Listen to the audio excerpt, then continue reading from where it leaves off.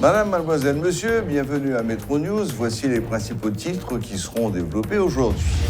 Haïti fait face actuellement à une grippe saisonnière, selon les autorités sanitaires, qui attendent les résultats des spécimens en cours d'analyse dans les laboratoires avant de confirmer s'il y a ou non un nouveau variant du coronavirus dans le pays.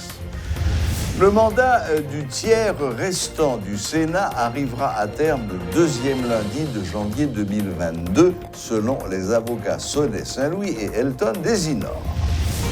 Mario Antonio Palacios dispose d'informations pertinentes qu'il fournira au gouvernement américain. C'est ce qu'a fait savoir son avocat en Colombie, maître Nelson Romero.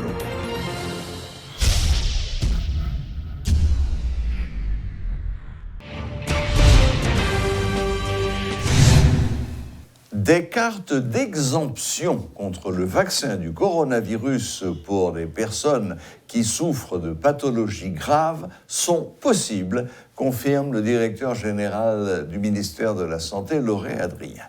Toutefois, le patient doit prouver qu'il a des comorbidités. Il a fait remarquer que le pays destinataire peut, malgré tout, refuser la personne non vaccinée. Monsieur Adrien a fait savoir qu'il existe plusieurs vaccins, mais il est quand même conseillé de consulter un médecin avant de se faire vacciner. Suivez ce reportage de Rudolph Pierre-Louis. Pour des personnes qui souffrent de comorbidité, en plus d'être atteintes par le coronavirus, la question de la vaccination contre le Covid est un peu complexe. Seuls des spécialistes dans le domaine peuvent se prononcer, selon les propos du directeur général du MSPP. Il est vraiment possible qu'un patient souffrant d'une pathologie soit exempté du vaccin, mais qui relève de la compétence d'un professionnel de santé en la matière, explique Lauré Adrien.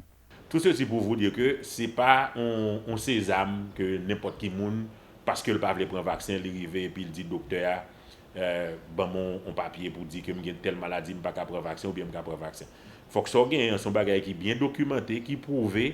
Et surtout, il faut que son condition que tu connais déjà qui préexistait. Ce n'est pas un bagage que vous pouvez l'inventer. Cette exemption n'est pas accordée à tous. Elle ne peut être un obstacle au départ de quelqu'un pour l'étranger. Par contre, le pays de destination peut en décider autrement, même si le concerné détient une carte vaccinale affirmant que pour des raisons valables liées à sa santé en raison d'une pathologie dont il souffre, il est exempté. Se faire vacciner, c'est bien, mais être conseillé par un médecin avant de le faire est un autre aspect à ne pas négliger, car en médecine, répète-t-il, le risque zéro n'existe pas. Si vous avez moins que 18 ans, ou bien si vous avez tel âge par rapport à tel âge, plutôt prend Moderna, ça ne veut pas dire que Johnson n'est pas bon. Il y a une catégorie spécifique que yo on ne gens pas trop fait promotion li kay moun. La kay pas nous campagne vaccination nous jusqu'à présent les concerner les monde de plus de 18 ans. Or la plupart des problèmes que vous avez remarqué avec Johnson & Johnson c'est kay des monde de moins de 18 ans. Ce qui t'a veut dire si nous considérer facteur l'âge là, nous ta capable dire nous pas gain trop crainte par rapport à ça. Donc n'importe qui moun capable prendre n'importe qui vaccin, ça va dépendre de antécédent médical moun. Et c'est pour ça qu'on formulaire que on demande pour moun yo rempli avant de prendre vaccin et c'est information que le mettez dans formulaire ça qui va le permettre professionnel de santé qui pourra le faire vaccin pour lui déterminer si oui ou non moun ça est capable de prendre tel vaccin ou bien il n'est pas capable de prendre tel vaccin. En juillet 2021, se rappelle-t-on, Haïti a reçu environ 500 000 doses de vaccins, ce qui a facilité le début de la vaccination dans 3 sites. Depuis, plusieurs milliers de doses ont été reçues et certaines ont atteint leur date de péremption sans être utilisées. De nouvelles d'un autre type sont arrivées. Ce qui n'a fait que compliquer la situation pour les patients qui n'ont reçu qu'une dose de Moderna alors que 2 sont exigées. Que faire dans ce cas ? Est-il possible de prendre une dose Johnson & Johnson en remplacement ? Le docteur Adrien est clair et précis sur ce point. Jusqu'à présent, je ne pas croire que lui recommandé que les gens qui prend Johnson, ils prennent une deuxième dose. Les gens qui prennent Moderna, ils prennent une deuxième dose Johnson. D'ailleurs, c'est 2 vaccins, si nous sommes capables de le comme ça, qui, au point de vue composition, pas tout à fait même bagaille. Par contre, au monde qui te prend un dose Johnson, le monde ça arrivé dans période côté il voulait prendre un booster, s'il pas voulait prendre un deuxième dose Johnson pour une raison ou pour l'autre, monde ça par contre il prend un Moderna ou bien un Pfizer. C'est-à-dire que l'inverse n'est pas encore très conseillé, mais on est capable de faire ça. Toutefois, le MSPP prévoit une solution d'ici les semaines prochaines, précise Lauréat Adrien, qui donne des garanties. Mais nouvelle qui est plus ou moins rassurante, c'est que très bientôt, nous allons gagner une quantité de doses de Pfizer que nous allons recevoir. Et scientifiquement, les gens qui prennent un Moderna ou qui prennent un Pfizer et vice-versa, les gens qui prennent un Pfizer qui prennent un Moderna comme deuxième dose, sans problème. Donc, les gens nous absolument dit, pour une petite patience, d'ici une semaine ou 2 semaines, nous allons gagner Pfizer dans le système qui prend une dose de Pfizer. Des variants se multiplient et nul n'est à l'abri du virus. Omicron est déjà en terre voisine, Florona qui est une coexistence de 2 virus marche à grands pas et Delta le plus mortel continue de faire rage. Des échantillons de tests sont transférés aux États-Unis selon les responsables du ministère de la Santé publique et de la Population, mais jusqu'ici, les résultats sont en attente. En revanche, ils exhortent les citoyens à respecter scrupuleusement les gestes barrières en vue d'y faire face. Guy Trichoisi et Rodolphe Pierre-Louis pour Télémétropole. Mario Antonio Palacios dispose d'informations pertinentes qu'il fournira au gouvernement américain, a déclaré son avocat en Colombie, Maître Nelson Romero. Selon Maître Romero, il sera notamment question de donner les noms de ceux qui les ont embauchés ainsi que ceux des politiciens avec qui ils ont été en contact afin d'assassiner le président Jovenel Moïse. Comparant devant un tribunal fédéral à Miami, Mario Palacios a révélé que le président devait être enlevé puis emmené dans un autre pays.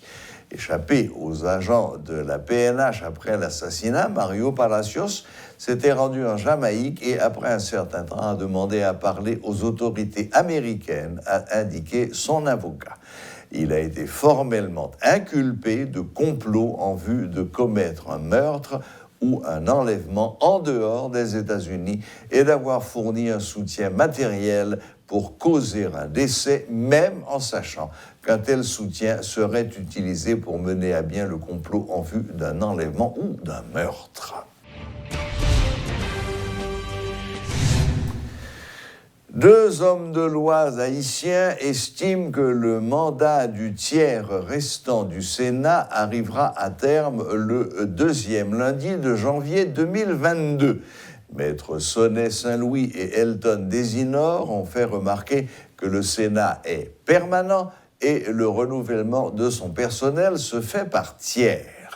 La Constitution de 1987 n'a pas prévu la désinvolture de nos dirigeants. C'est-à-dire, le temps ne s'arrête pas. C'est-à-dire, il existe chez nous ce qu'on appelle la mauvaise planification du temps politique. Parce que cycle n'a pas 3 ans. Cycle là, c'est 2 ans qu'il y est. Et c'est ça que fait la Constitution de 1987, et comprennent bien, il taille un peu sur le modèle américain. Et c'est ça que fait que les États-Unis ont une élection de mi-mandat. Ça veut dire le Sénat américain, il est permanent. Ça veut dire chaque 2 ans, il y a une élection qui est faite aux États-Unis pour assurer le renouvellement Sénat aux États-Unis. Il y a une élection de mi-mandat aux États-Unis. C'est quand même le même modèle. Ça veut dire qui s'acrivait. Les principes de la permanence du Sénat, c'est un principe constitutionnalisé. Ça veut dire, de qui ça veut dire? Constitution, li pas tant nous. Élection qui peut être faite en 2016 là pour y entrer à sénateur ça a fini en 2022. Ça veut dire élection pendant ma parole là, élection te doit faite dans le mois d'octobre pour un tiers Sénat qui était entré dans date 3e tiers Sénat ça l'a sorti jeudi là. Donc élection parfaite. Dans l'article 95-3, il établit le principe là, le Sénat se renouvelle par tiers. Et c'est le principe ça qui explique la permanence du Sénat. En sorte que chaque 2 ans, il faut qu'il y ait une élection dans le pays. Et je retourne encore. L'ordre démocratique a été rompu avec les coups d'État qui a renversé le président Aristide. Nous reprenons en 2006. Ça veut dire qu'on est retourné à l'ordre constitutionnel et démocratique. Maintenant, laisse un Sénat de la République là. la Chambre des députés, ils reconstruit totalement. En sorte que 2006, on fait élection pour sénateur, mon tiers Sénat qui était élu pour 2 ans, mandat fini.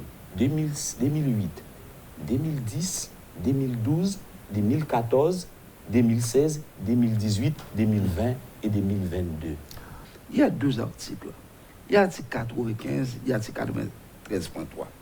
Pour qu'il y ait 13.3, c'est parce qu'il y a une nécessité, il y a un besoin pour compléter l'article 95.